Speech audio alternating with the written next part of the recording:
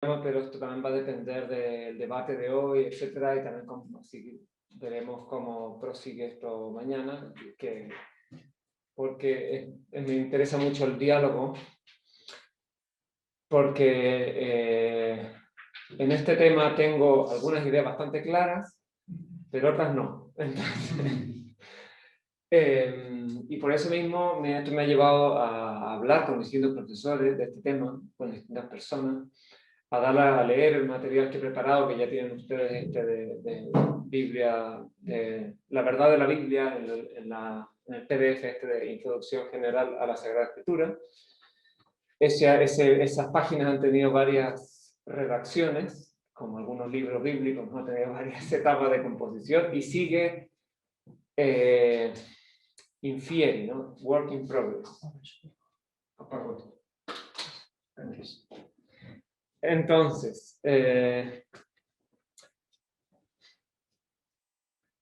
creo que una parte interesante es decir cómo he ido llegando a este tema.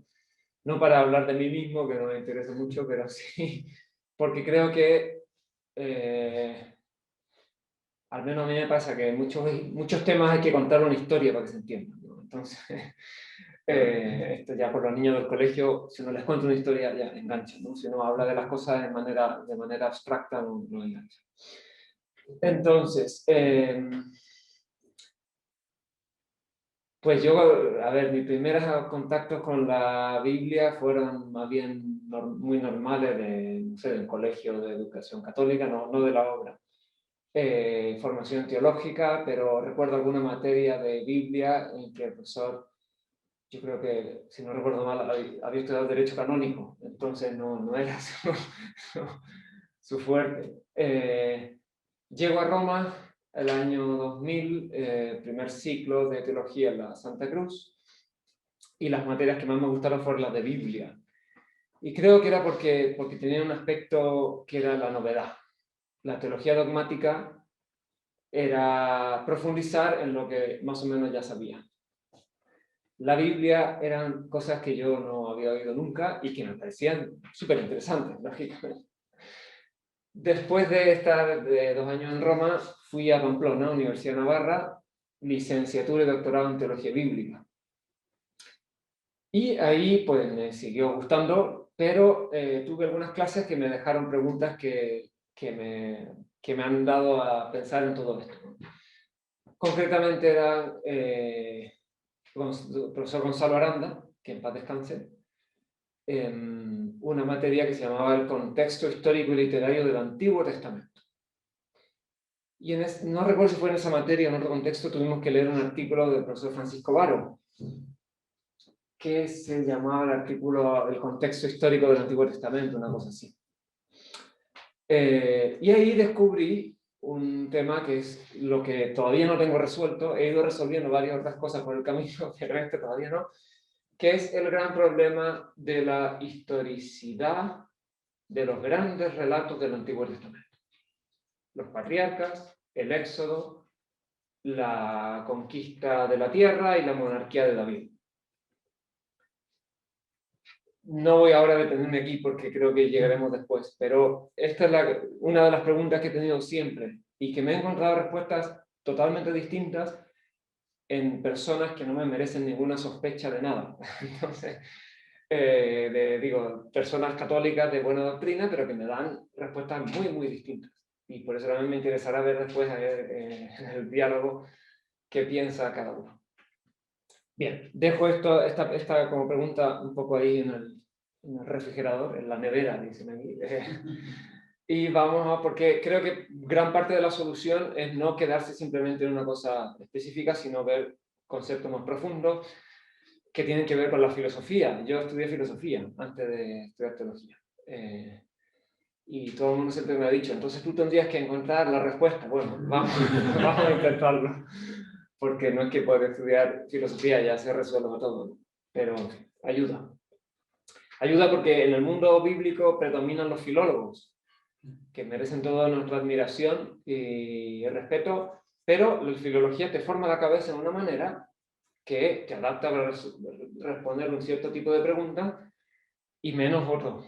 y te adapta menos para otro tipo de preguntas. Bien.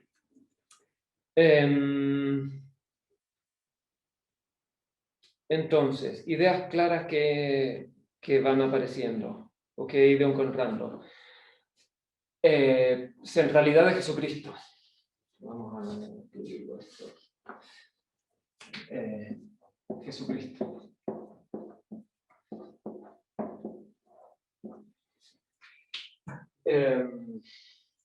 Juan 14:6. Yo soy el camino, la verdad y la vida. Frase muy famosa y que a todo el mundo le gusta, pero muy interesante, ¿no? Señor, si no sabemos dónde vas, ¿cómo podemos saber el camino? Le pregunta a Tomás y Jesús le dice, pues yo soy el camino, la verdad y la vida. La verdad en el Evangelio de San Juan tiene todo o sea, no es simplemente en esta frase. Pero creo que se puede tomar esta frase como punto de partida para hablar de la verdad de la Biblia. Y aunque esto no termina de resolver todos los problemas, me parece que resuelve los más importantes. O sea, cuando hablamos de la verdad de la Biblia, si nosotros nos preguntamos, ¿lo que dice la Biblia es verdad? Normalmente diremos sí. Pero ¿cuál es la verdad de la Biblia? La verdad de la Biblia es Cristo. Si uno no se olvida de esto, después puede ir enfrentando muchos otros problemas más específicos sin perderse. Porque, y de verdad esto es fundamental, la verdad de la Biblia es Cristo. La verdad de nuestra fe, la verdad de la revelación. Porque nosotros, y aquí voy a otra idea muy importante, es fundamental recordar que para nosotros la Biblia es testimonio de la revelación. La Biblia, lo voy a decir de una manera quizás poco precisa, pero la Biblia está subordinada a la revelación. La Biblia es revelación, la Biblia es palabra de Dios, pero la Biblia no acota la revelación. Nuestra fe, nuestra religión no es una religión del libro. Esto lo dice el Catecismo de la Iglesia Católica, un punto también muy interesante para este tema, porque nuestra religión es la religión del verbo de Dios encarnado. En fin, no recuerdo de memoria el punto del Catecismo, cita también a San Juan de la Cruz, ¿no? Que darnos como nos dio a su Hijo, pues nos dio todo lo que tenía que decir. Jesús nos ha dicho todo lo que tenía que decirnos en Cristo.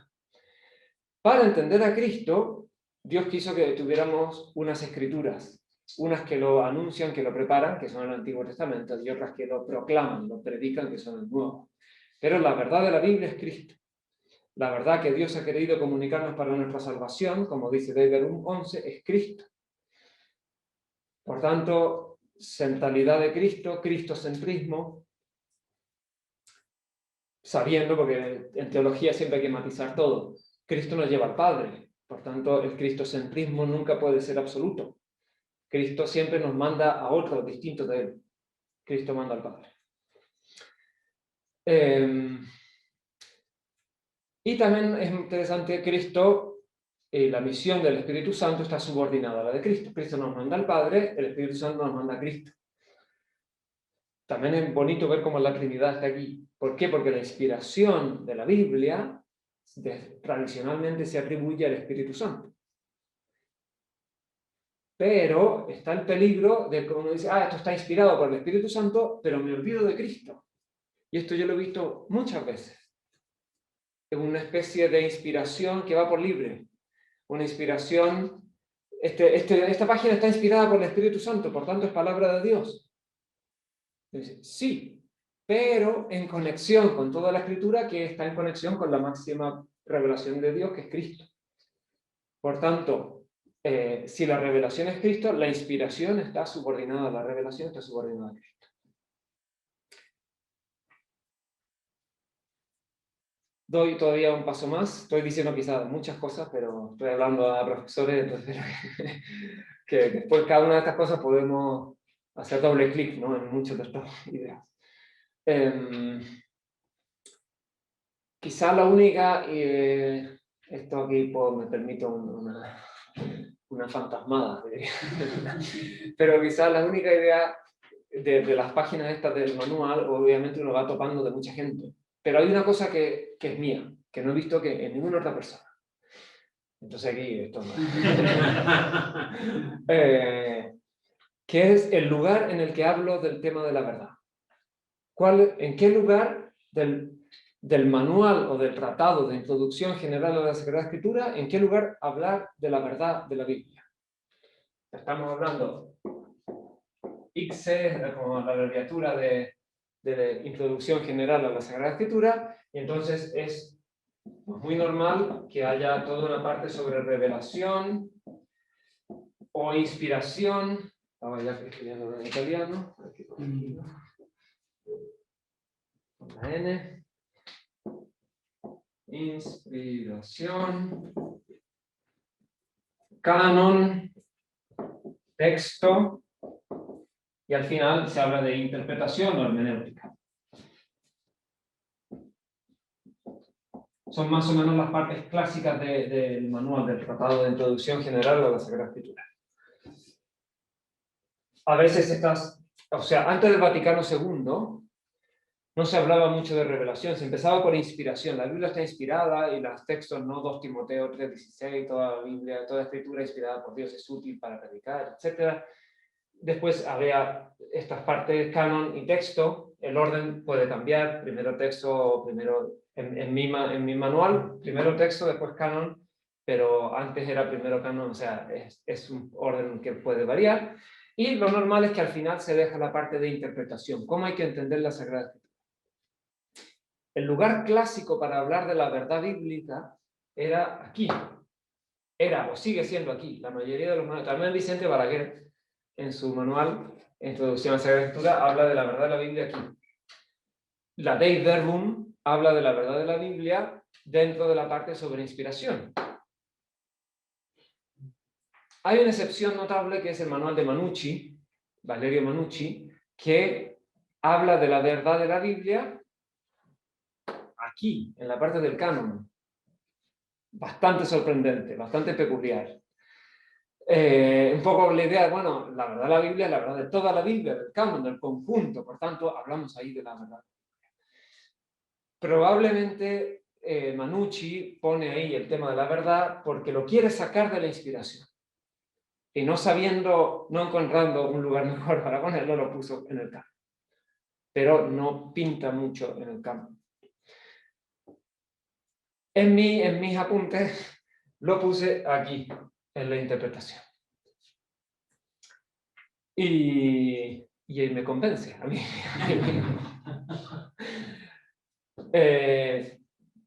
Y creo que buena parte de esta clase se va a explicar por qué. Porque creo que tiene razón Manucci en quitar. Tiene sus problemas hablar de la verdad de la Biblia por el propósito de la inspiración. No es falso.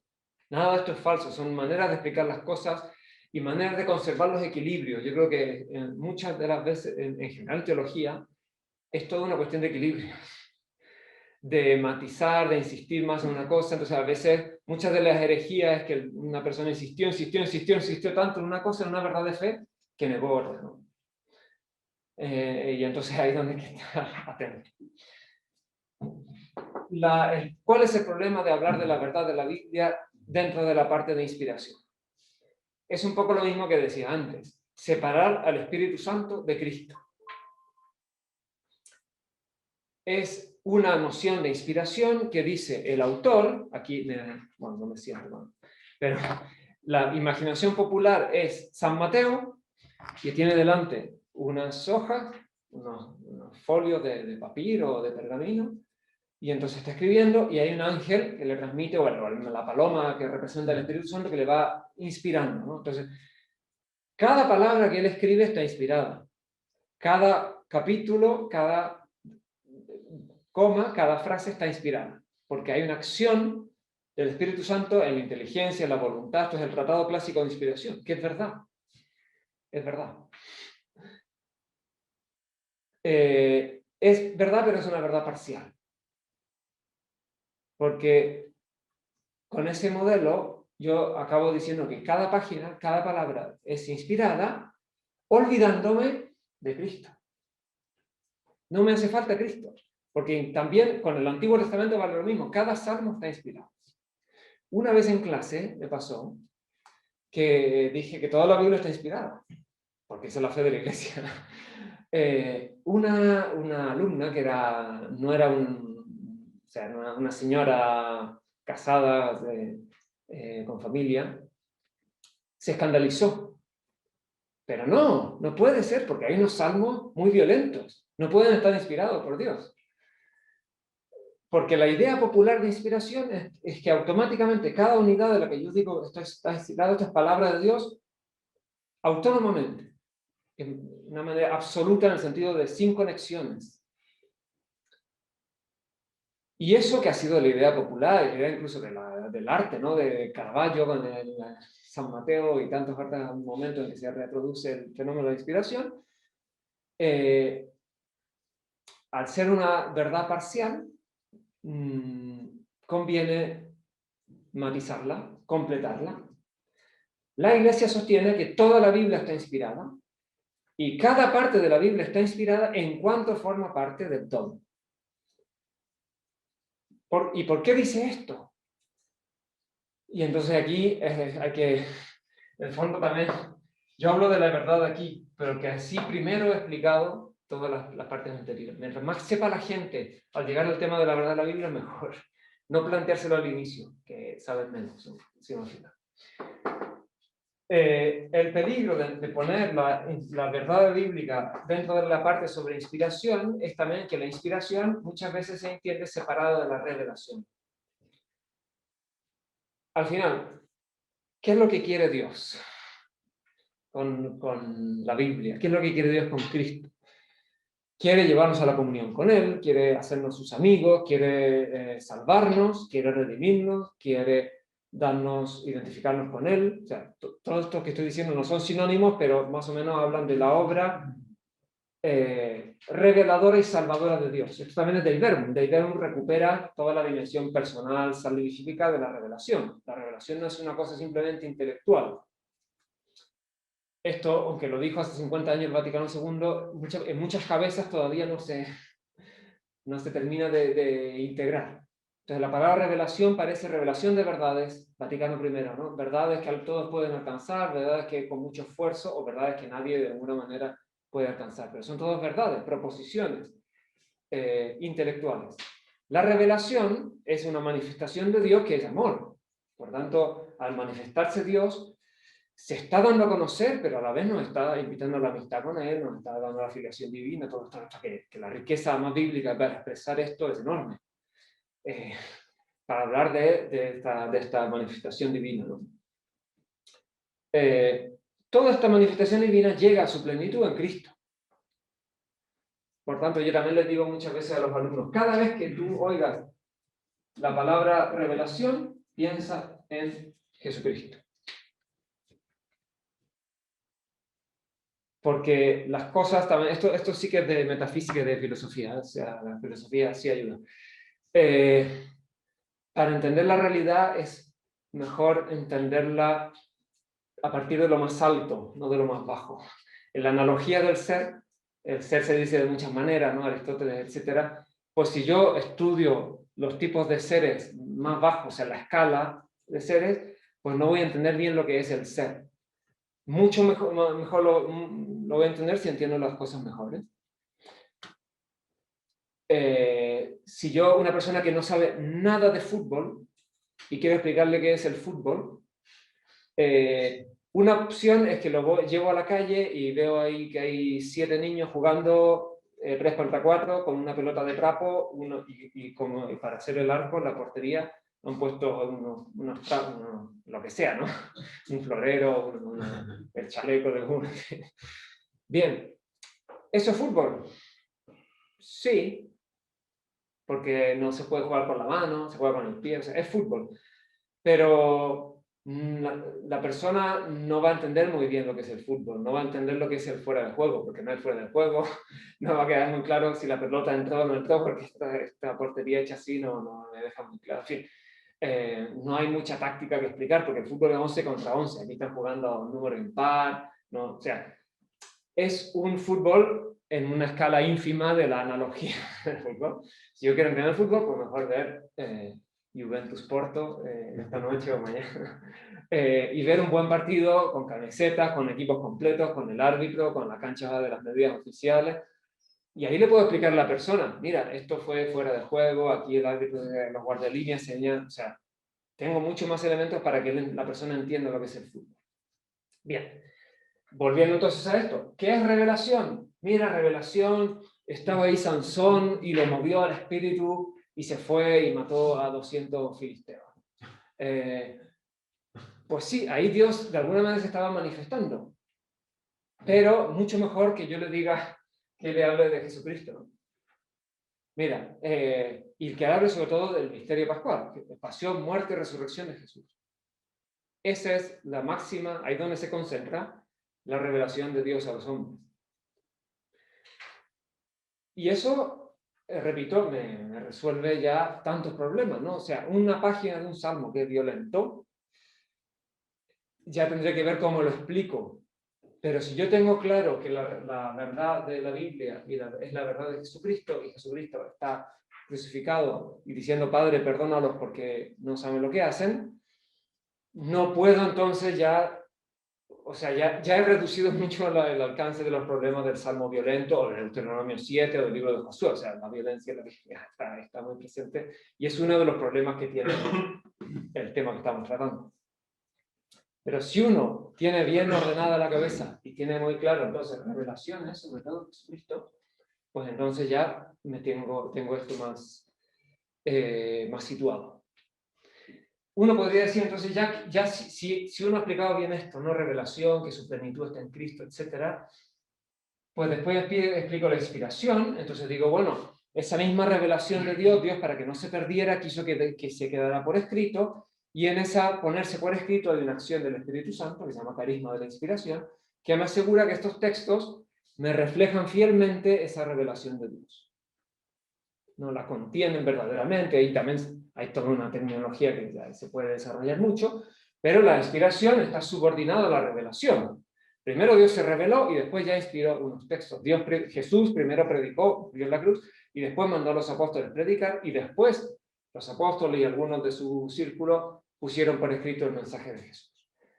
Y en el Antiguo Testamento más o menos lo mismo, aunque es más difícil a veces esta distinción entre una revelación histórica que se da y después supuesta por escrito. Muchas veces solo tenemos los escritos y no podemos distinguir claramente estos dos niveles. Pero como las cosas se entienden por su máximo grado de realidad, es útil entender revelación e inspiración primero con el Nuevo Testamento, con Jesucristo. Entonces vuelvo a la verdad de la Biblia, ¿no? Si yo tengo la inspiración bien subordinada a la revelación, y la revelación bien identificada con Jesucristo, ¿por qué no explicar la verdad de la Biblia aquí? Se puede hacer, es lo que hace Vicente Balaguer, pero mi experiencia con los alumnos es que se les olvida. Todo lo que les he explicado antes se les olvida. Si tú les hablas de inspiración y ya piensan inmediatamente, entonces el autor está inspirado, y entonces todo, y ellos escribieron todo lo que Dios quería y solo lo que Dios quería, se quedan con una idea de texto inspirado absoluto, separado de todo lo que dijimos antes. ¿Por qué? No sé, serán siglos de explicaciones de este tipo, pero esto hace que la idea del autor inspirado y por tanto el libro inspirado y separado de lo demás, quizá ya lo traen de antes. Entonces cuando les hablo de inspiración es lo que entienden. Por eso lo paso para acá. Porque también, al final, la verdad está en el juicio, decía Santo Tomás, ¿no? No es la simple aprehensión. O sea, al final, lo que estamos diciendo, que la Biblia sea verdad, lo que de verdad cuenta al final es cómo la entiendo yo. Cómo la entiende la Iglesia, no yo como creyente, simple, fiel, individual. La recepción de la Biblia, ahí donde cuenta la verdad. La verdad, por supuesto, estaba antes, ¿no?, de que alguien la lea. Ya la Biblia es verdad. Pero las consecuencias prácticas del tema de la verdad de la Biblia aparecen en el momento de la lectura, por tanto, en el momento de la interpretación. La inspiración está más del lado de la composición, del origen de los textos. La interpretación está completamente del lado de la recepción, del momento en que la iglesia lo lee, de que cada uno de nosotros lo lee, de que intentamos interpretar. Y es ahí donde yo me planteo, donde aparece el tema de la verdad de la Biblia. Entonces, al hablar de la verdad de la Biblia dentro de la parte de interpretación, al final de la parte de interpretación, pues yo ya puedo aplicar muchas de las cosas que he explicado antes en esta sección de los apuntes, ¿no? De qué es un texto, de limitar la unidad de un texto, los géneros literarios, la expresividad, los modos de decir, etcétera, etcétera, etcétera. O sea, yo explico primero Dei Verbum 12 y después explico Dei Verbum 11. No sigo el orden del texto de la Dei Verbum aquí, lo cambio. Esa es mi herejía, por decirlo así.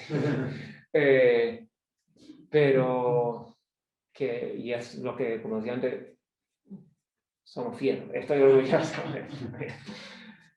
Respetando que se puede hacer de muchas maneras. Porque después, si han leído ya este PDF, hay muchas ideas tomadas de aquí y de allá. Y a ver los libros que después comentaremos en las sesiones, algunos de esos libros están citados ahí, etc. Bien.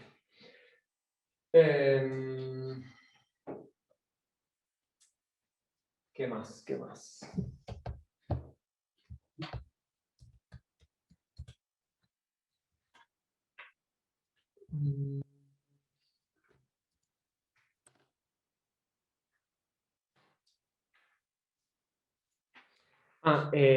Otro tema que esto también no es idea mía, pero lo que les decía, no tengo todas las ideas claras, pero algunas sí. Al poner al centro a Jesucristo, también al hablar de la verdad, se consigue superar de manera bastante satisfactoria la actitud apologética. No tiene nada de malo la actitud apologética, pero tiene sus límites. Cuando se habla de verdad de la Biblia, al menos todo el siglo XIX y la primera mitad del siglo XX era: vamos a defender la Biblia de los ataques racionalistas. Entonces, vamos a defender el diluvio, porque los alemanes están diciendo que esto del diluvio viene de... Hay un relato del diluvio en Mesopotamia, más antiguo que el de la Biblia. En la Biblia, Bibel und Babel, ¿no? Todo lo que está en la Biblia fue copiado de Babilonia. Hay un Job también en la literatura mesopotámica. Entonces vamos a defender el libro de Jonás, que se lo tragó un gran pez y entonces esto no puede ser. Pero no, hay peces muy grandes que tienen un estómago muy con oxígeno, en fin. La apologética del siglo XIX llegaba a intentar defenderlo todo, defender la verdad de la Biblia. Pero la gran limitación de la apologética es que te estás poniendo al nivel de los ataques que te hacen, ¿no? Te estás defendiendo a ese mismo nivel. Y tienes siempre la actitud del que se defiende, por lo tanto no tienes la iniciativa del que ataca, ¿no? Entonces tú ya tienes que responder a su ataque. Cuando en cambio nadie te está atacando, puedes hablar con más tranquilidad y quizá decir cosas un poco de un nivel distinto, probablemente más profundo. Si nos preguntamos, como decía antes, ¿la Biblia es verdad? Vamos a responder normalmente sí. Pero no basta decir un sí como sí, porque todo lo que dice la Biblia es así como lo cuenta. No. Si yo pienso que hay distintos tipos de verdad, no en un sentido relativista, sino en distintos niveles de verdad. No hay una verdad técnica, hay una verdad práctica, hay una verdad artística, hay una verdad científica, hay una verdad moral, hay una verdad filosófica, religiosa, trascendente. ¿Cuál es la verdad más importante? Pues la verdad que da sentido a mi vida, la verdad que incluye también la respuesta a mis deseos de felicidad, la verdad que me salva, la verdad de Dios, la verdad de Cristo. Por tanto, si yo planteo el tema de la verdad de la Biblia de esta manera, no solo estoy defendiéndome, sino que puedo pasar al ataque. Y esto, al menos a los alumnos les encanta. Porque más todavía en nuestros tiempos, ¿no? Que la iglesia está bajo ataque de montones de frentes. pues la mejor defensa es el ataque. Y en este caso creo que es muy importante tener muy claro que la verdad que tenemos nosotros en Cristo, y por tanto también en la Biblia y en la Iglesia, pero sobre todo en Cristo, es una verdad que no tiene nadie, que nadie puede dar. Entonces te pueden atacar por un montón de lados, pero tú estás ofreciendo un producto, que es un término horrible, pero estás ofreciendo un regalo, mejor un regalo, un don, enorme, infinito, mejor que cualquiera que lo que te puedan ofrecer los partidos políticos, Amazon, las drogas, o el último filósofo de moda, o el posmodernismo que quieras, ¿no? Entonces, esto es interesante, pasar al ataque. La verdad de Cristo es superior, es mejor, es más interesante que cualquier otra verdad. Y como la verdad de la Biblia es la verdad de Jesucristo, pues vamos a usar más la Biblia. No escondamos la Biblia porque tiene algunas páginas problemáticas, al contrario, usémosla más, aunque no tengamos a veces la explicación de todo. Pero la Biblia te pone delante de Dios, que al final es el gran tema, ¿no? La Biblia te habla del temor de Dios porque eres una criatura y tú te crees el dueño de todo y no lo eres. En la Biblia, en tiempo de coronavirus, también muy interesante, ¿no? La incerteza, no podemos programar nada, esto es un rollo, a ver cuándo se termina esta cosa. Mucha gente dice, no, cuando volvamos a la normalidad, pues no sé cuándo será ese soñado momento, pero la Biblia tiene mucho que decir de esto, de cómo el hombre es criatura, pero es criatura amada por Dios, pero entonces es limitado, no lo sabe todo, o sea, los planes de Dios, mis caminos no son vuestros caminos, en fin, hay muchísimo en los profetas, en los libros sapienciales, que se puede aprovechar para esto. Y esto creo que sirve ya, esto ya es un nivel, o sea, sirve académicamente, sirve para la predicación, sirve para la oración, sirve para el apostolado. O sea, pasar al ataque, conocer mejor nosotros la Biblia, que tenemos mucho que crecer todos, en profundizar en la Biblia, meditar en la Biblia, no simplemente ya la leí, no, eso no sirve mucho. Dejarse interpelar por la palabra de Dios. La verdad de la Biblia no es una verdad como que está para estar en un estante y a ver si alguien la toma y le dice algo. Es una verdad que irrumpe en la vida, es una verdad que no puede dejar indiferente. Y que quizá por distintos miedos, limitaciones, etcétera, la hemos tenido un poco apartada.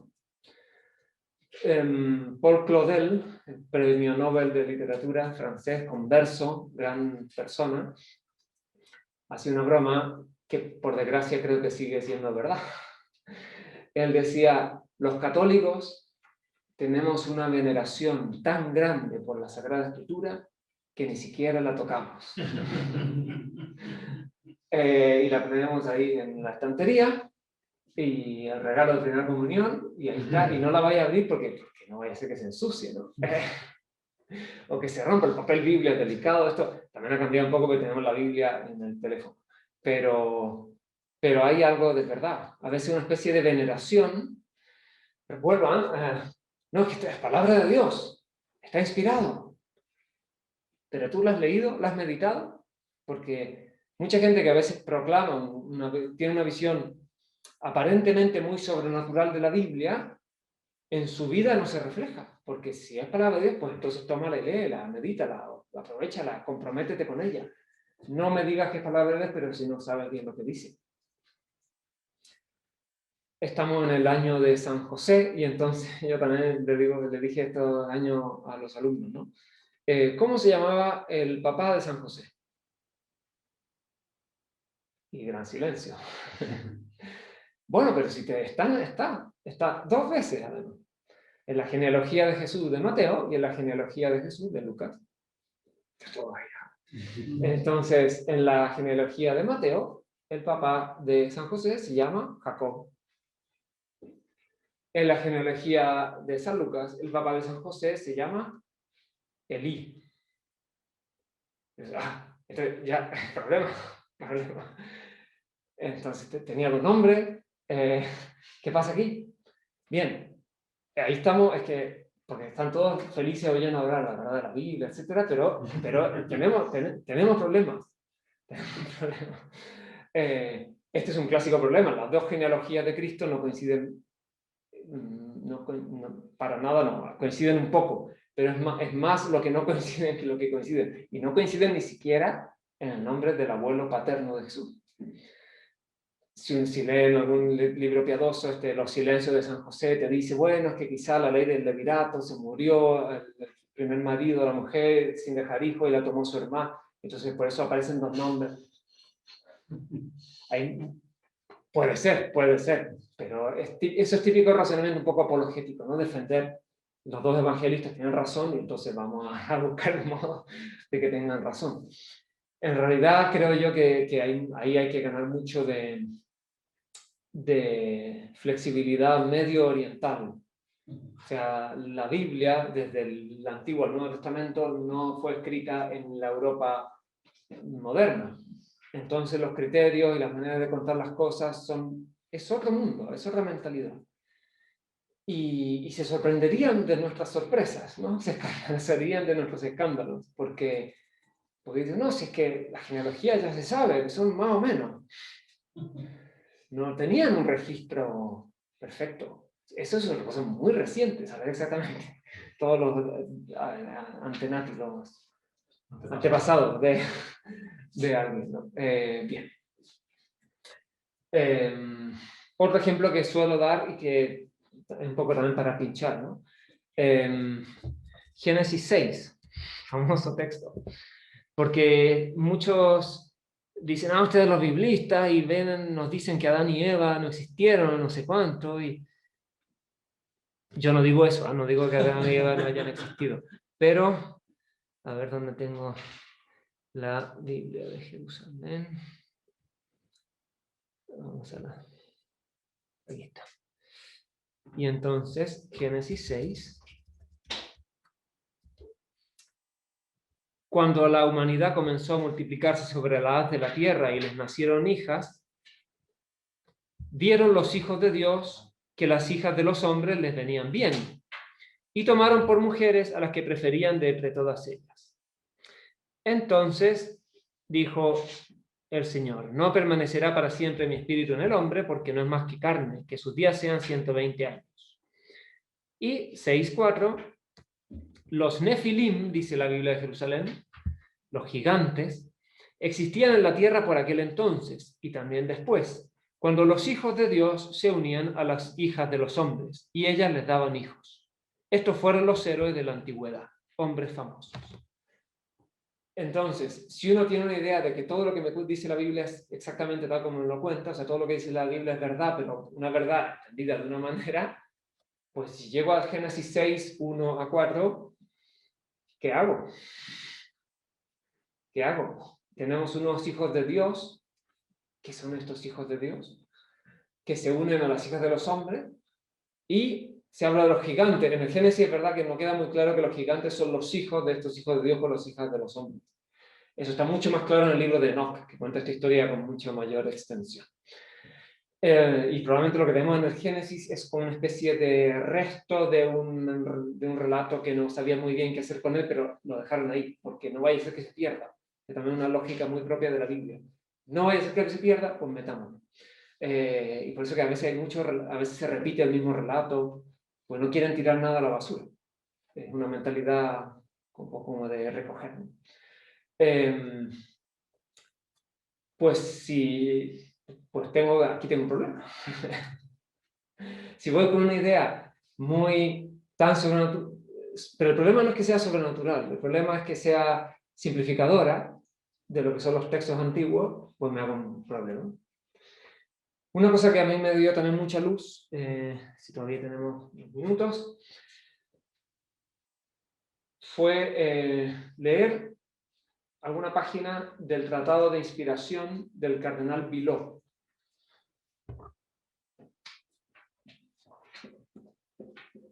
Louis Villot, jesuita, cardenal muy importante en la época de San Pío X. A él se le atribuye, por ejemplo, la mitad de la encíclica Pascendi, contra el modernismo, la escribió él.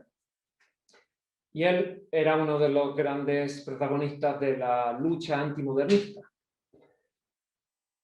a la vez él tenía sus propias obras y tiene un tratado sobre la inspiración que si uno no lo lee, no lo cree. O sea, Villot decía que para él la Biblia tiene un solo género literario, el de palabra divina inspirada. Todo está inspirado y por tanto ese es el género literario. Que la Biblia, por ser inspirada, no se puede comparar con ninguna otra obra, no tiene paralelos literarios. No puedo compararla con la literatura del Antiguo Egipto o con los relatos mesopotámicos, ¿no? Del Enuma Elish, etc. ¿Por qué? Porque es divina. Otra cosa que no la encontré exactamente dicha así, pero va un poco en esta línea, es decir, toda afirmación de la Biblia tiene el mismo valor que una definición dogmática del magisterio solemne universal. Claro, si yo digo eso, estoy perdido. O sea, me creo una cantidad de problemas que después no se pueden resolver. Y este hombre no era un cualquiera, era un cardenal que estaba muy arriba. Tiene su historia peculiar, probablemente es un hombre santo. Él después defendió Acción Francesa en la época de Pío XI, y Pío XI se enojó mucho. Pío XI tenía un carácter fuerte y lo llamó al Vaticano y le quitó el cardenalato. Es uno de los pocos casos en que una persona deja de ser cardenal. Non più eminenza.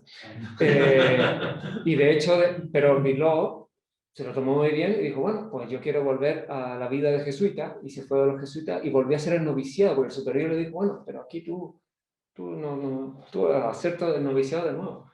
Y lo hizo. O sea, en fin, historias, hay muchas historias.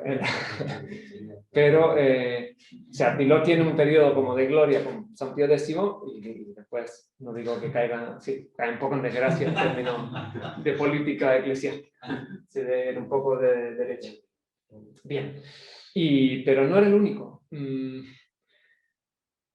Y creo que esto, después por eso no entiende las reacciones. La Divina Francte Spiritus de Pío XII, la encíclica de 1943, uno la lee ahora y le parece súper tradicional, y además tiene todo este lenguaje antiguo, ¿no? De nos. Pero para los biblistas de la época, y están las recensiones, la llaman revolucionaria, esto es finalmente un poco de luz en medio de la oscuridad, esto es una nueva mañana, una nueva aurora. ¿Por qué? Porque hasta entonces había habido una actitud bastante más cerrada y bastante más complicada para avanzar en el estudio bíblico, y Pío XII, que tenía una mentalidad distinta, más abierta, aunque abiertos cerrados son términos muy relativos, de verdad impulsó mucho los estudios bíblicos. Y también si uno lee libros de los años 50, 60, uno dice, ¿por qué insisten tanto en los géneros literarios? Como si fueran la panacea, todo se resuelve con los géneros literarios. Porque era un poco la reacción a lo que decía antes de Villot. No hay género literario, todo es palabra de Dios inspirada, todo es una especie de monolito uniforme divino que no hay manera de entrarlo. Entonces, una vez que te permiten, tú te agarras de esto, porque Pío II habló de los géneros literarios en el 43, y te agarras de eso para decir, mira, este salmo es una imprecación no es un tratado teológico, ¿no? O sea, este otro salmo es una oración de súplica, este es una acción de gracia, este es un himno. A la vez después se ha equilibrado la cosa, los géneros literarios no resuelven todos los problemas, y además, ¿cómo definimos los géneros? ¿Cómo los establecemos? O sea, no es tan fácil, pero o sea, todo el tema de la verdad de la Biblia tiene una historia. Si uno lee Dei Verbum 11, que es el texto de Dei Verbum sobre la verdad de la Biblia, la nota es casi más larga que el texto. San Agustín, Santo Tomás, León XIII, que ya habló de esto en la Prodementissimus Deus, y Pío XII, está todo el caso Galileo, en el que de la Biblia, y está toda la polémica también del siglo XX. Bueno, yo creo que me paro aquí, porque me interesa a ver qué sale. Sí. Cuando me preguntan, sobre todo en el colegio, o a veces gente de casa también, sobre áreas, claro, cuando te preguntan dudas sobre la Biblia, por ejemplo, típico de lo que me preguntan últimamente mucho, no sé por qué, Si Adán y Eva solo tuvieron hijos, ¿de dónde salen las hijas? ¿De dónde sale toda la humanidad y tal y cual? Sí. Claro, yo lo voy a explicar, tiendo, y no sé si hago bien, que es lo que quería preguntarte, a reafirmar el texto bíblico, porque me parece que detrás está en juego transmitirles que aquello es verdad. Claro, a una niña de 15 años o a una supermanaya que no sé qué, tampoco, para explicárselo bien haría falta un poquito más de tiempo, lo que normalmente les digo. Pero, bueno, mi duda es esta, si... Sí, o sea, el texto bíblico sigue siendo normativo para nosotros. O sea, no podemos, cuando, por ejemplo, yo creo que este es un buen límite, no podemos cambiar la historia tal como la cuenta la Biblia con otra historia tal como creemos nosotros que fue. Mira, te lo cuenta así, pero en realidad fue de otra manera. Eso no creo que no va a ninguna parte. Lo que sí sirve es decir, bueno, pero el texto bíblico no te lo tomes como una cosa que te están dando una información en el sentido moderno, completa, con una de hecho, si hay incoherencias, los autores antiguos ya se daban cuenta, pero les pasaban por encima, porque querían transmitirte otra cosa, que Dios creó a la humanidad, que todos venimos de los mismos padres. ¿Cómo resolver eso? Todos vienen, o el famoso caso de Caín, que Dios le pone una marca y dice, ahora todo el que te vea no te va a poder matar, y en las ciudades en las que entres no te harán nada. Sí, pero ¿en qué ciudades aquí no hay nadie, no? Están sus papás, Adán y Eva, Abel está muerto y no hay más. Bueno, porque probablemente es un relato que era distinto, fue insertado ahí en el Génesis, y al insertarlo no se preocuparon tanto de pulirlo y quedaron estas incoherencias. Entonces, es bueno notarlas, observarlas, eso de un lector inteligente, son buenas preguntas. No cambiar la historia y decir, no, es que entonces no fue así. No, creo que a la vez que la gente no se atasque mucho en estos detalles, porque si el mismo autor o compositor final no se atascó y lo dejó así, quiere decir que no era importante para el mensaje final. Y yo creo que tampoco la Biblia pretende resolver esas preguntas. O sea, si uno se bloquea en un tipo de esa pregunta, pues tiene que ir a otra ciencia, no al libro de la Biblia, porque el libro de Dios no se preocupa por resolverte esos interrogantes. Se preocupa por transmitirte una verdad, la verdad de la creación, que venimos de Dios y otras. Pero esas, si uno se atasca en eso, se atasca en un lugar, pienso yo, equivocado. Ve al libro de ciencias, ve a otra ciencia y a lo mejor pues, puedes encontrar una luz de un problema que no es fácil de resolver. Ya, pero para la gente la verdad es algo que entiende, la ecuación, ¿no? Bueno, que ellos entienden aquello es verdad. Si no lo entiendo, sí, pero tienes que para ver mí no es verdad. Los niveles de verdad de los que hablaba Juan Carlos, ¿no? Nivel trascendental, nivel religioso, nivel científico experimental, nivel biológico, etc. Y apartar del tema bíblico ese problema, porque la Biblia no se preocupa por eso yo, no sé si... Sí, a ver, que la gente se atasque puede ser a veces bueno, Sí. si no se atasca demasiado, porque crea intereses y también la mentalidad ha cambiado mucho. Antes el cura tenía que resolverte las cosas, tener autoridad y lo que dice el cura es lo que cuenta. Eso ya no es así y creo que es mejor que no sea así porque muchas veces no sabemos muy bien qué decir.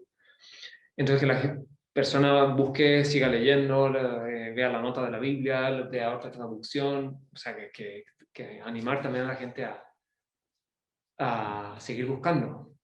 Había algunas cosas que, como esto habla de la creación, que son tan antiguos, también se puede explicar en el sentido que es un lenguaje simbólico, explicar verdades más profundas.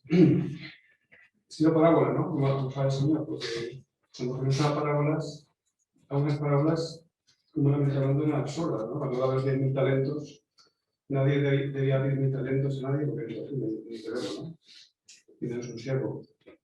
Entonces, que la Biblia use parábolas, por así decirlo, para explicar verdades más profundas, no hay que buscar la verdad en la parábola, porque la parábola es una imagen que se usa para explicar algo que sucedió, pero eso no exactamente así, ¿no? Por así decirlo. Yo estaba también pensando un poquito en este enfoque, ¿no? O sea, muchas veces el Señor nos afirma la verdad, busca algo que llame la atención. algo que la gente diga, pero eso no puede ser. Sí, Justo porque quiere dar una información, que es lo que le interesa. Que es lo que se esconde, es eso que la niña, oye, pero esto no puede ser. Exacto. ¿Por qué dice eso que no puede ser?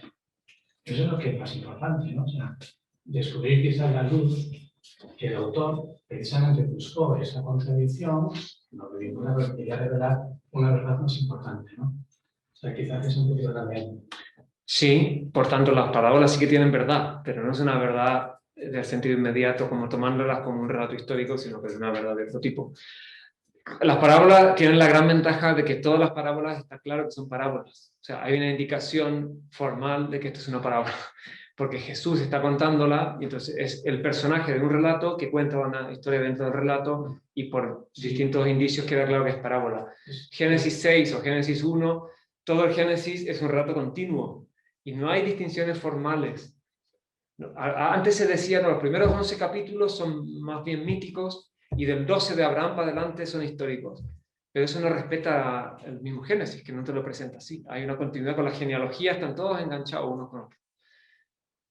Entonces quiere decir que te está contando una historia que no sabemos muy bien cómo clasificar porque no es historia en nuestro sentido moderno, pero tampoco creo que podamos simplemente decir es simbólico. Todo el Génesis es simbólico. Pero no me refiero a eso, no me refiero a eso, sino al tema de lo que causa Sí. conflicto. Entonces, muy probablemente, si no le causa conflicto, se escribe por algo y quiere causar ese conflicto. Sí. Sin entrar un poco en qué tipo de género se refiere. Y entonces te hace saltar a otro nivel de razonamiento. No me explico. Sí. Pero al final estamos siempre en el nivel hermenéutico. ¿Cómo interpretas? Sí, y por eso me parece que la verdad de la Biblia está mejor situada en el nivel de la hermenéutica. Sí. No, en general siempre vale con la Biblia que hay que profundizar. Somos terriblemente superficiales, ¿no? Nos creemos siglo XXI, no tan tecnológico, pero no sabemos leer los textos. No solo la Biblia, cualquier texto. Esto es un problema grave. La gente no lee o cree que sabe leer porque sabe leer como siempre de los 7 años, ¿no? Las letras las identifica, pero ¿qué es un texto? ¿Qué me quiere decir que está? O sea, no se hacen preguntas profundas, no le sacamos partido a los textos. Ser capaz de meterse en la cabeza del que escribió ese texto es el problema que tenemos, ¿no? Esa es nuestra limitación. ¿Qué pretendían aquellos? Que podemos saber a través de lo que después han ido interpretando unos y otros que nos hemos ido diciendo. Sí. Pero... O sea, el gran problema la típico de la hermenéutica romántica es el salto a la intención del autor y cómo vas a saber tú lo que tenía en la cabeza el autor. Y esto es verdad. Y por eso se dice que siempre la interpretación perfecta es un ideal inalcanzable. O sea, yo nunca podré decir, lo que quiso decir el autor es exactamente esto. No. A la vez la Biblia en la Iglesia tiene una cierta equilibrio de esto al decir, bueno, pero la Iglesia misma ha recibido este texto y lo ha ido leyendo e interpretando durante 2000 años. Entonces, hay una continuidad del sujeto lector que te ayuda. Y que te da lo de Jesucristo al centro, te lo da la Iglesia. No es una deducción de un biblista genial que dijo, la clave es Jesucristo. No, eso lo recibimos en el catecismo. Si está inspirado por el Espíritu de Cristo, es que está claro que siempre el punto de partida, o sea, lo que nos da esa clave en la Biblia, la ventaja es que sabemos que es a través de Cristo como vamos a llegar a esa intención, ¿no? A ese motivo de fondo. Sí, el famoso caso de Adán y Eva, ¿por qué es tan importante? Porque hemos usado mucho a Adán y Eva para explicar a Cristo, la redención universal. Cristo salva a todos los hombres porque todos pecaron. Y en cambio Caín y Abel no nos importa mucho, porque no está tan vinculado con Cristo. Y esto de los hijos de Dios y las hijas de los hombres, los gigantes, menos todavía, porque ya eso ni se menciona, nadie lo cita, es como un texto olvidado ya, incluso en el Antiguo Testamento. Caín y Abel un poquito tiene de resonancia, pero... Y eso también es iluminante, cómo nuestros propios prejuicios pesan muchísimo, ¿no? Entonces, cuando leemos a Adán y Eva estamos súper atentos, y fíjate, y la catequesis de Juan Pablo II, y les saca toda la riqueza que tienen, antropológica, y no sé cuál. Esto de los gigantes nadie le saca mucho, porque es más difícil, pero también porque no tiene todo este peso en la tradición. También me adelanto un poco, pero para mañana tenía una exposición un poco más de lo que tengo en los apuntes. Y está el tema de la analogía de la fe, de la jerarquía de las verdades de fe. O sea, a Adán y Eva nos importa mucho porque lo hemos vinculado a una verdad de fe muy importante, que es la universalidad de la redención de Cristo. Pío II, en Humani Generis, habló de esto de manera, a mi juicio, genial. Dijo, hablando de monogenismo, poligenismo, él dice, bueno, no está muy claro, al final hay teorías distintas, pero con el poligenismo no se ve muy claro cómo se podría explicar la universalidad de la redención de Cristo. Si venimos de distintas parejas, es más difícil de explicar. Y me parece que está muy bien dicho. O sea, lo importante es la redención universal de Cristo. Ese tiene que ser siempre el punto de partida, Cristo. Y de ahí ya vamos a lo demás. Y entonces si me viene un científico y me dice, no, venimos de distintas parejas, antes de lanzarle la piedra de hereje, tengo que ver, bueno, y si hubiera una manera de compatibilizarlo con la redención universal de Cristo, pues quizás entonces no hay problema. Si no hay manera, pues ya veo que no. Pío XII le parecía que no había problema, pero no lo cerró del todo. No se ve cómo se podría explicar, y me han contado, yo no me dedico a este tema, que de ahí salieron un montón de teorías para intentar explicarlo, ¿no? Aprovechando ese resquicio, como dice, no se ve cómo, bueno, pues veamos cómo. Y no sé en qué está la cosa del debate actual sobre eso, no tengo idea cómo está, porque es muy... También a nivel científico me parece que va y viene, ¿no? De un lado para otro. Poligenismo, monogenismo. Pero es interesante. Lo que nos importa a nosotros es que Cristo murió por todos los hombres. ¿Cómo explicar eso? Normalmente lo hemos explicado diciendo, bueno, Adán y Eva, pecado original, y tiene bastante peso porque eso lo usa San Pablo, y lo usa San Agustín, o sea, tiene... Pero el punto de partida tiene que ser Cristo, no Adán y Eva. Por eso en la tradición judía, Adán y Eva son mucho menos importantes que la tradición cristiana. Para ellos Abraham y Moisés son mucho más importantes. Yo creo que quizá, por un lado, la mentalidad moderna, la ilustración, el racionalismo, nos ha influido mucho a la hora de querer buscar la verdad en un texto antiguo y perteneciente a otra civilización. No solamente en el tiempo, sino también en la cultura. Es lo que creo que decías, que es un texto que viene de Oriente, ¿no? Y eso nos puede ayudar a considerar, en términos muy generales, ¿no?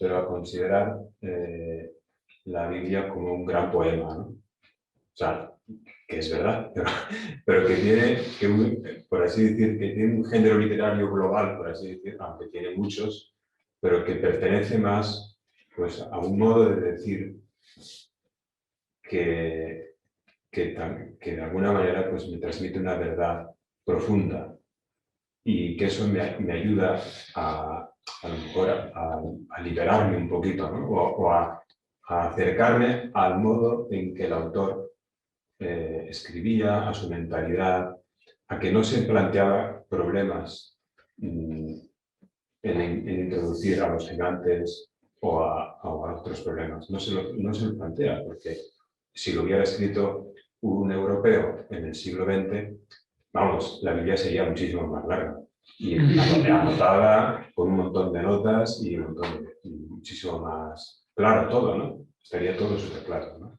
Pienso, ¿no? Sí, y estamos de nuevo, es el problema hermenéutico de tomar conciencia de nuestros propios prejuicios. Esto también es un paso adelante gracias a Gadamer y otra gente, o sea, dejar la ingenuidad de la posición, pensar que nosotros llegamos al texto desde una posición cero, que vamos a ver exactamente lo que dice, ¿no? Que es una especie de modelo científico que aplica a la lectura de texto lo que en teoría es la ciencia, que tampoco la ciencia es así. También la ciencia cuenta un poquito los prejuicios del científico, pero mucho menos, ¿no? Porque hay mucho más métodos, mucho más protocolos y observación empírica, etc. Pero todo el mundo tiene prejuicios o presupuestos, no prejuicios es más negativo, pero presupuestos, ¿no? tenemos que ser conscientes de esos presupuestos, que era lo que le pasaba a los racionalistas del 19, no pensaban que la humanidad, la ilustración, esto ya viene, la humanidad acaba de llegar a su edad adulta, antes éramos niños, ahora finalmente podemos pensar por nosotros mismos y ahora vamos a ver cómo son las cosas, ¿no? Eso llevamos como 200 años y ya, gracias a Dios, está pasando. Que efectivamente no, o sea, nosotros tenemos nuestras limitaciones también y hemos avanzado mucho en algunas cosas, pero no, el progreso no es indefinido, hemos retrocedido quizá en algunas, hemos perdido sensibilidad, hemos perdido contacto con otras maneras de expresarse, totalmente, sí. La cultura mediooriental eso, y nuestra barrera es mucho más grande con el Antiguo Testamento, porque está más lejos todavía. También decía antes, la Iglesia ha conservado y ha leído la Biblia, pero creo que también se puede sostener que hasta el momento hemos aprovechado muy poco la Biblia. La hemos mantenido, la hemos conservado, la hemos custodiado como un depósito, como un tesoro, pero tiene muchas riquezas que no han sido explotadas, sobre todo en el Antiguo Testamento. O sea, ¿quién ha aprovechado hasta el fondo el profeta Ezequiel? Yo creo que nadie. Bueno, los mismos autores, el libro de Daniel, hay mucha influencia de Ezequiel. O sea, ellos sí, estaban continuamente pensando en esto. Nosotros usamos un par de citas de vez en cuando y nos olvidamos. Es una especie de frivolidad terrible. No, los padres de la iglesia, ellos sí que conocían la Biblia. Algunos sí, otros no tanto, porque a veces habla de los padres de la iglesia como si fueran todos iguales y no eran todos iguales. Tenían un aspecto sapiencial que hemos perdido, pero nosotros hemos ganado mucho de filología, de contexto, de literatura del Medio Oriente. Ojalá, porque como que nunca se consigue, ¿no? Cuando ganas de un lado, pierdes del otro, entonces necesitaríamos una especie de genio que una este espíritu sapiencial, que sea profundo y que sea competente filológicamente, el mundo antiguo, etcétera, para sacar más provecho de estos textos. Yo creo que un poco se va avanzando en esto.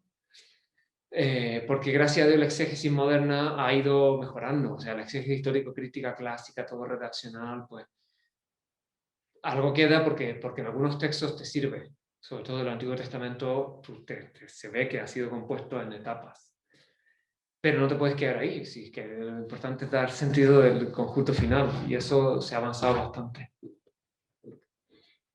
Una pregunta, quizá los problemas que nos provoca el Antiguo Testamento es eso, que han tenido muchas manos durante muchos siglos. Y pues a veces hay cosas ahí que chirrían un poco porque realmente había mucha gente. ¿Cómo se hace teatrización?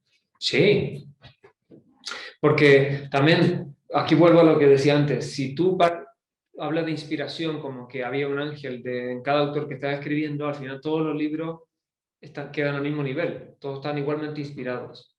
Cosa que en parte es verdad, o sea, la Iglesia ha evitado siempre distinguir como tipos de inspiración, no toda la Biblia está inspirada, pero está inspirada subordinadamente a la revelación, lo importante siempre es Cristo, darnos a conocer el amor de Dios en Cristo. Entonces, si conectas la inspiración con la revelación, no puedes entonces decir que todos los libros son que la revelación brilla con la misma luz en todos los libros, ¿no? Le brilla mucho más en el Nuevo Testamento que en el Antiguo. Puedes establecer textos más cercanos o más lejanos de Cristo, con moderación, porque está el peligro de ponerse a eliminar páginas de la Biblia, que eso está prohibido, digamos. Y lo han intentado, más de un autor, de decir, no, y la teoría de las obiter dicta, ¿no? Que se le atribuye al cardenal Newman, que algunas cosas dichas de pasada en la Biblia no están inspiradas. No. Que el perro de Tobías movía la cola cuando allá volvían a la casa, que eso está solo en la Vulgata, no está en el texto griego ni en el arameo que está fragmentario. Era el típico ejemplo que decía, bueno, pero el Espíritu Santo pues, no se va a preocupar de la cola del perro. Era también una mentalidad racionalista, ¿no? de que lo que importa son las verdades de fe, y entonces eso está inspirado y la cola de los perros no. Pero no, la respuesta no es esa, la respuesta es todo el libro de Tobías está inspirado. Si en la Vulgata el perro mueve la cola, es parte de la dramaticidad del retorno, le da un toque emotivo, etc. Dentro del conjunto, que es un libro que te habla de la providencia de Dios, de la eficacia de la oración, de los ángeles. O sea, no separemos las cosas, ¿no? La cola del perro no la podemos separar. Los versículos están inspirados en cuanto forman parte de un libro.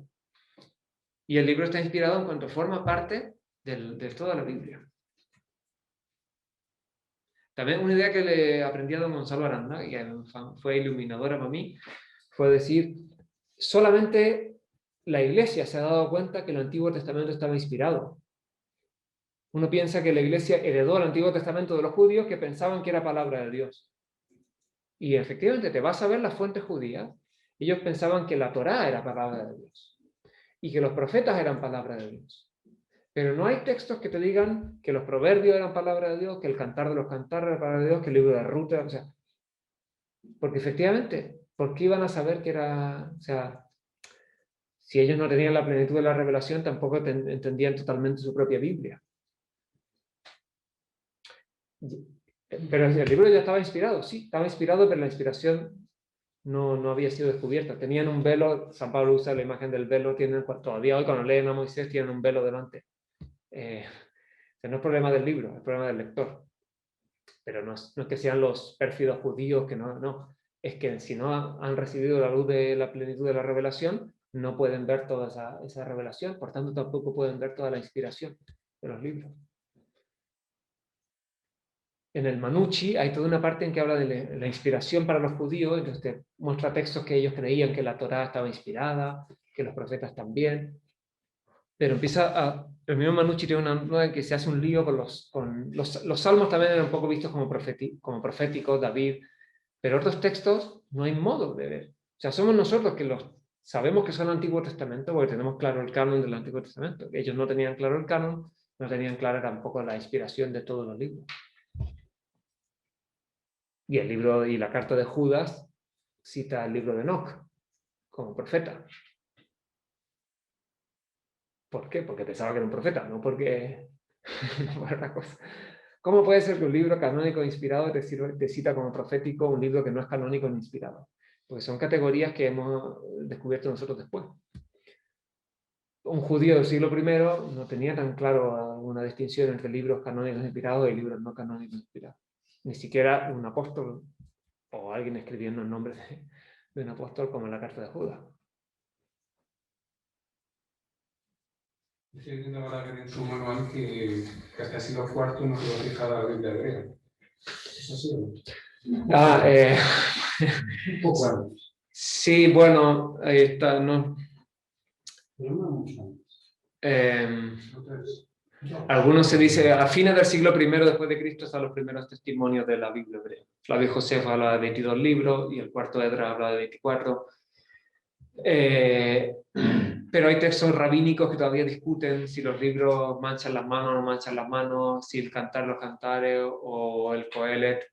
También se discute del Siráside, que al final queda fuera. Entonces, pero ellos no tienen un concilio de Trento, entonces, que diga, ahora ya queda clarísimo, ¿no? Entonces, pero en la Edad Media ya la Biblia hebrea de 24 libros está clara. Entonces, ¿cuándo fue? ¿Fin del siglo I o ya siglo IV o por ahí? No se sabe. Pero es después de Jesús. Esto es lo importante para nosotros, eso, después de Jesús. Por tanto, en la época de Jesús no tienen una colección definida. Estos son los 1000 libros. Eso nos interesa a los católicos porque rebate la idea protestante que dice, no, el canon del Antiguo Testamento es el protestante, que es el judío, que no incluye los famosos deuterocanónicos, porque ustedes católicos los añadieron después. Eso los mismos protestantes se dan cuenta que se ha caído. O sea, en la época de Jesús no hay un canon como lo entendemos nosotros. Está el canon de la Torá, por supuesto. O sea, los 5 libros de Moisés sí que son reconocidos por todos y está claro cuáles son. Y hay una colección de profetas que pareciera que está también ya constituida. Y los salmos los aceptan todos. O sea, no es que fuera el caos. Pero no tienen esta idea de la colección cerrada que tenemos nosotros. Pero esa colección cerrada al mismo tiempo es la más abierta de todas. O sea, que es bonito pensar que la Iglesia católica, pues, aunque eso le haya supuesto algún que otro problema, pues ha sabido abrirse o a acoger las distintas tradiciones que comportan, que incluyen todos los libros de la Biblia. O sea, bueno, tiene más libros que la Biblia hebrea, exacto. por tanto tiene más riqueza, de más tradiciones. Sí, pero uno de la iglesia etiópica te podría decir que nosotros somos unos cerrados porque no aceptamos el libro de jubileo y el libro de Enoch que tienen ellos. O sea, al final, en alguna parte, por alguna parte hay que delimitar. No somos tan abiertos que al final entra todo, ¿no? Sí. Por ahí salió, al fondo, alguien que decía, pero no importa lo que sucedió, ¿no? Hablando de... Sí, yo creo que los primeros capítulos del Génesis, en el principio, no tienen un contexto histórico concreto. Entonces, no importa el suceso histórico, sino lo que cuentan, lo que dicen. Sí. O sea, el fondo teológico, porque después los capítulos siguientes sí que tienen un contexto histórico claro y se puede... Pero ahí no hay un contexto histórico. ¿Cuándo sucedió? ¿En qué momento? ¿Y quiénes actuaron? No puedes saber nada de la historia que ocurrió. Entonces está la inspiración y el texto y lo que te dice el texto. Y ahí está la verdad, ¿no? Sí, eso siempre. Pero ¿cómo entendemos el texto? Pero es que eso se parece un poco a esto que dije antes, a veces se decía, los primeros 11 capítulos no son propiamente históricos, la historia empieza con Abraham. Hay algunos elementos que a favor de eso, pero no funcionan totalmente, porque las genealogías están en todo el libro del Génesis y lo van como conectando una cosa con otra. Y los 4 ríos del paraíso del Edén, pues está el Tigris y el Éufrates, que sí que están claros dónde está. Y la torre de Babel es Babilonia, no es que se parezca el nombre, es que es el mismo nombre. Sí, o sea que hay como conexiones, hay intentos de conectarse en la medida en que el tipo puede, porque puso todo eso junto. A mí lo que me interesa es decir, ¿cuándo podemos decir que lo que sucedió no importa y cuándo no? Porque también hay una especie de presupuesto súper importante. Y yo creo que, ¿por qué muchos señores como Biló, etcétera, defendían todo? Yo creo que porque el hecho de ser cristianos nos hace aplicar el realismo de la encarnación, porque Jesús de Nazaret sí que existió y sí que murió y resucitó, y entonces en algún momento de la historia de la iglesia se aplicó esto a todo. Y eso nos ha llevado al huerto, por decirlo así, en muchos temas. O sea, si Cristo no resucitó, vana es nuestra fe, lo dice San Pablo. Pero lo dice de la resurrección. Si Jonás no estuvo en el vientre del gran pez, ¿vana es nuestra fe? No, pues no puedo decir eso. Estamos en otro nivel, que quizás sí que estuvo, pero ya está claro que estamos en otro nivel. De nuevo, ¿no? La centralidad de Cristo. Y creo que también, por ejemplo, buscando respuestas a estas mis preguntas, ¿no? Que les decía al inicio, ¿no? Pues Ratzinger, ¿no? Dice, Ratzinger me va a dar la respuesta. Él muchas veces habla de la historicidad de la Biblia, de la verdad histórica de la Biblia, pero siempre se limita al Nuevo Testamento. La realidad de la institución de la Eucaristía es un hecho histórico, la realidad de la pasión y muerte del Señor, la realidad de las apariciones de Jesús resucitado, los milagros de Jesús. En distintos libros toca este tema y habla de la verdad histórica de la Biblia, pero estos son los ejemplos. Nunca le he visto hablar, que es lo que yo estaba buscando. Entonces, ¿qué hacemos? El éxodo, ¿no? De Egipto. Pues nunca lo pone como ejemplo. Porque Ratzinger quizás sabe todos los problemas y entonces no los toca. ¿No les he preguntado? No. No hablas de Jericó, ¿no? Sí, citando a Ordo para que no me... Pero Mijau tenía la mano levantada. No, es decir, es que me ha gustado mucho, tampoco quiero ir resumiendo, ¿no? Es decir, lo que tú varias veces has repetido las palabras de David Bohm, lo que enseña la verdad, lo que enseña la Biblia es la verdad, ¿no? Es verdad.